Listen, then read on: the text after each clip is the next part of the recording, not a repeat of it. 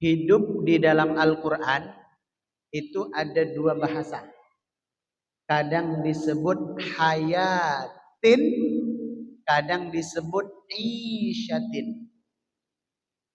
Kalau hidup itu dibahasakan dengan hayatin, artinya kehidupan kita di dunia. Apa maksud?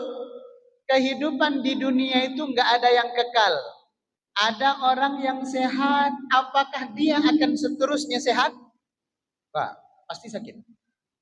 Ada orang yang sakit, apakah dia seterusnya sakit? Nanti akan sembuh. Ada orang kaya, apakah seterusnya akan kaya? Enggak, pasti akan jatuh. Ada orang yang miskin, apakah seterusnya akan susah? Tidak, akan Allah berikan kemudahan. Itu namanya hayatin. Kehidupan yang naik turun. Roda berputar. Tapi kalau hidup itu disebut isyatin, maka hidup yang tidak ada kesusahan sama sekali. Hidup yang tidak ada kesedihan sama sekali. Hidup yang tidak ada kesulitan sama sekali. Itu bahasa Arabnya isyatin.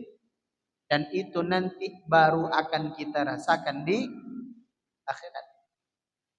Dan orang yang masuk surga di akhirat itu dalam surah ini disebut isyatir radiyah. Dia hidup dalam kebahagiaan, dia hidup dalam kecukupan, dan radiyah, puas. Radiyah itu berasal dari kata redha. Orang yang hidup di dunia untuk sampai di level redha itu sulit. Karena redha itu kita sudah puas dengan pemberian Allah sehingga kita nggak mengharapkan pemberian yang lainnya. Tapi kalau di dunia kan kita nggak puas. Diberikan rezeki oleh Allah sanggup beli motor.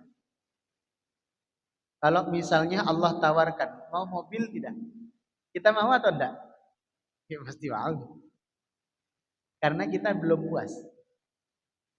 Nanti Allah sudah takdirkan kita sanggup beli mobil, tapi second. Tiba-tiba suatu saat Allah tawarkan, mau enggak mobil baru? Mau atau enggak? Mau. Belum punya rumah ditawarkan sama Allah, mau rumah tidak? Mau. Udah punya rumah ditawarin, mau nambah rumah enggak? Mau. Karena kita masih di dunia. Tidak akan ada pernah rasa puas. Karena kebahagiaan yang ada di dunia itu sifatnya hanya. Bahkan kata Rasulullah, orang yang paling rugi itu adalah orang yang terlalu banyak menghabiskan waktu untuk urusan dunia. Kenapa? Karena dunia itu kalau dibandingkan dengan akhirat, ini ada satu samudra luas. Celupkan jari kita,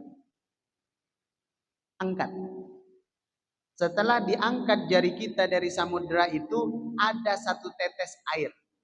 Satu tetes itulah kenikmatan di dunia, air satu samudra itu kenikmatan nanti di akhirat. Gak ada bandingannya. Maka di dunia orang sekaya apapun gak akan pernah puas. Gak akan pernah puas. Makanya terbukti hari ini, itu orang-orang yang mencuri, itu orang-orang koruptor, itu pencuri-pencuri uang negara, uang rakyat. Mereka mencuri karena mereka tidak mampu, nggak ada uang, atau karena mereka serakah.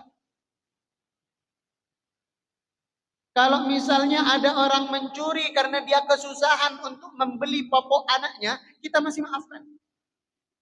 Kalau ada orang mencuri karena dia tidak sanggup membelikan susu untuk anaknya, tetap salah, tapi kita mau maafkan. Tapi kebanyakan pencuri di negeri ini adalah orang yang sudah kaya. Adalah orang yang sudah mampu. Bahkan lebih kaya dibanding masyarakat Indonesia pada umumnya. Kenapa mencuri? Belum puas. Belum cukup. Dengan apa yang Allah beri. Maka itu identik dengan kita di dunia. Nggak akan pernah puas. Nggak akan pernah puas. Nanti minta gaji, ya Allah, pengen UMK, ya Allah. Nanti dikasih UMK, ya Allah, sekali-sekali ada lembur kek.